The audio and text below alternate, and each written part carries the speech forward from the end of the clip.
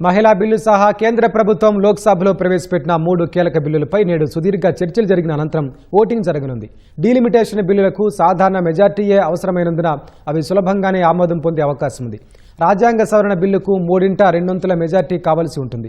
దీనిపైనే ఉత్కంఠ నెలకొంది. గురువారం జరిగిన చర్చల్లో ప్రధాని మోదీ, కేంద్ర హోంమంత్రి అమిత్ షా, బిల్లులను ప్రవేశపెట్టిన న్యాయశాఖ మంత్రి అర్జున్ రామ్ మేఘ్వాల్, ప్రతిపక్షాలకు చెందిన ప్రియాంక గాంధీ, అఖిలేష్ యాదవ్ మాట్లాడారు.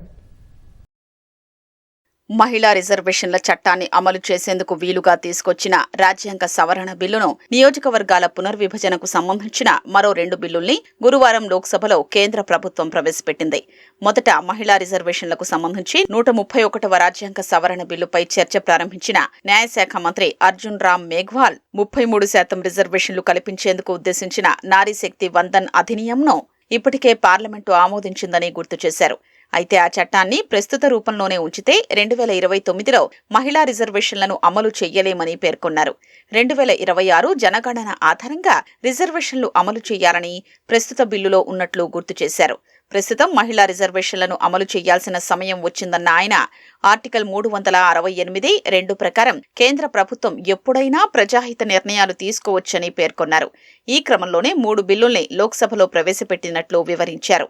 131వ రాజ్యాంగ సవరణ బిల్లు ప్రకారం మహిళా రిజర్వేషన్లను అమలు చేయాలంటే 2011 జనాభా లెక్కల మేరకు లోక్సభ సీట్లను పెంచాలని స్పష్టంగా పేర్కొన్నామని చెప్పారు. రాష్ట్రాలతో పాటు కేంద్రపాలిత ప్రాంతాల అసెంబ్లీల్లోనూ సీట్ల సంఖ్యను పెంచుతున్నట్లు వివరించారు. మహిళల కోసం ఎన్డీఏ ప్రభుత్వం ఇప్పటికే అనేక సంక్షేమ, అభివృద్ధి కార్యక్రమాలను చేపట్టిందన్న కేంద్ర మంత్రి చట్టసభల్లో వారి ప్రాతినిధ్యం పెంచేందుకు చర్యలు తీసుకుంటున్నట్లు తెలిపారు. లోక్సభ సీట్లలో రాష్ట్రానికి ఎలాంటి నష్టం జరగదని తేల్చి చెప్పారు. రొటేషన్ పద్ధతిలోనే మహిళా రిజర్వేషన్లు అమలవుతాయని పేర్కొన్నారు. आज जो हम ये अमेंडमेंट लेकर के आ रहे हैं, उनका मूल उद्देश्य लोकसभा, राज्य विधानसभाओं में महिलाओं के लिए 33% सीटें जो आरक्षित करने संबंधी प्रावधानों को लागू करने के उद्देश्य से हैं। इसके लिए संविधान के आर्टिकल 55, आर्टिकल 81, 82, 172, 330, 332 और 333A में संशोधन का प्रस्ताव है। The constitution 106 amendment act 2023 Lok Sabha तथा विधानसभा महिलाओं के लिए लगभग 1 सीटों का रिजर्वेशन, जिसमें SC ST भी शामिल है। सरकार का उद्देश्य महिलाओं के लिए आरक्षित सीटों का वर्तमान में उपलब्ध सीटों के अतिरिक्त इन एडिशन टू और ओवर एंड अबव रखना है, न कि वर्तमान अलोकेशन ऑफ सीट को प्रभावित करना। यहाँ ये भी उल्लेखनीय है कि महिला सीटों हेतु किया जा रहा आरक्षण हॉरिजेंटल यानी कुल सीटों में से 33% होने के साथ साथ वर्टिकल भी है, अर्थात SC और ST के लिए रिजर्व सीटों में भी 33% सीटें महिलाओं की भागीदारी सुनिश्चित करेगा. పార్లమెంట్లో కూర్చొని దేశాన్ని ముక్కలుగా చూసే అధికారాన్ని రాజ్యాంగం ఎవ్వరికీ ఇవ్వలేదని, మహిళా రిజర్వేషన్ల అమలు కోసం తీసుకొచ్చిన 131వ రాజ్యాంగ సవరణ బిల్లుపై చర్చలో పాల్గొన్న ప్రధాని నరేంద్ర మోదీ స్పష్టం చేశారు. ప్రమాణ స్వీకారం చేసే ఇక్కడ కూర్చున్న వారంతా కశ్మీర్ నుంచి కన్యాకుమారి వరకు ఈ దేశాన్ని ఒకే దృష్టితో విస్తృత కోణంలో చూడాలి తప్పితే ముక్కలుగా చూడడానికి గాని, ఆలోచించడానికి గాని, నిర్ణయం తీసుకోవడానికి గాని వీల్లేదని తెలిపారు. కొందరు కేవలం రాజకీయ ప్రయోజనాల కోసం నిరాధారంగా అబద్ధాలు ప్రచారం చేస్తున్నారని విమర్శించారు.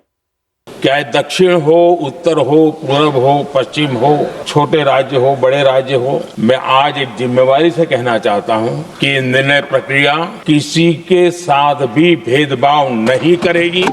ये निर्णय प्रक्रिया किसी के साथ अन्याय नहीं करेगी। भूतकाल में जो सरकारें रही और जिनके कालखंड में जो परिसीमन हुआ और जो अनुपात उस समय से चला आ रहा है, उस अनुपात में भी कोई बदलाव नहीं होगा और वृद्धि भी उसी अनुपात में होगी। अगर गारंटी शब्द चाहिए तो मैं गारंटी शब्द उपयोग करता हूँ।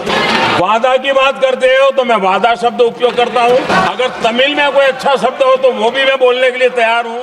చట్టసభల్లో మహిళలకు రిజర్వేషన్లు కల్పించడానికి తాము అనుకూలమే అయినా నియోజకవర్గాల పునర్విభజనతో దాన్ని హడావిడిగా ముడిపెట్టడాన్ని మాత్రం వ్యతిరేకిస్తున్నామని విపక్షం పేర్కొంది. దీని వెనుక ప్రభుత్వ ఉద్దేశాన్ని నిలదీసింది. ఎన్నికల సంఘం, న్యాయ వ్యవస్థ వంటి వాటిపై ఒత్తిడి తెచ్చి నిర్వీర్యం చేయడానికి కేంద్ర సర్కార్ ప్రారంభించిందని, ప్రస్తుత రాజ్యాంగ సవరణ బిల్లుల్ని ఆమోదిస్తే ప్రజాస్వామ్యం అంతమవుతుందని ప్రియాంక గాంధీ హెచ్చరించారు. ఇది ఖచ్చితంగా రాజ్యాంగంపై బహిరంగ దాడి అని మండిపడ్డారు. ప్రస్తుతం ఉన్న 543 లోక్సభ సీట్లలోనే 33% రిజర్వేషన్ను మహిళలకు ఎందుకు అమలు చేయకూడదని ప్రశ్నించారు.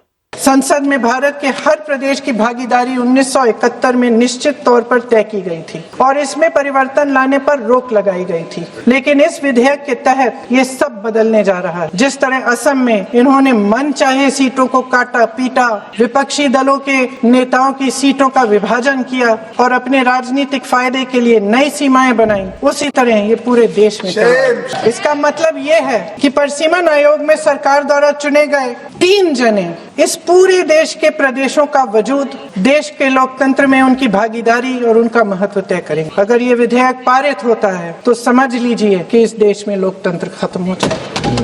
ప్రస్తుతం తీసుకొచ్చిన 3 బిల్లులు సభామోదం పొందిన తర్వాత 543గా ఉన్న లోక్సభ సీట్లు 816కు పెరుగుతాయని కేంద్ర హోంమంత్రి అమిత్ షా తెలిపారు.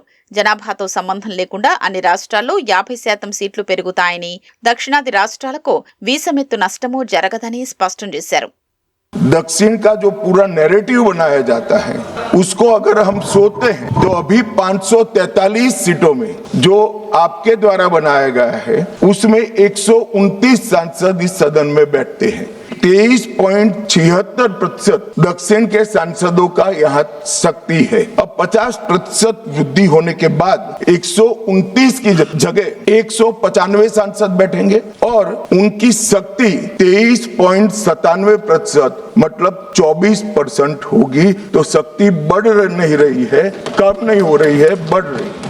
3 బిల్లులపై నేడు సాయంత్రం 4 గంటలకు లోక్సభలో ఓటింగ్ జరగనుంది.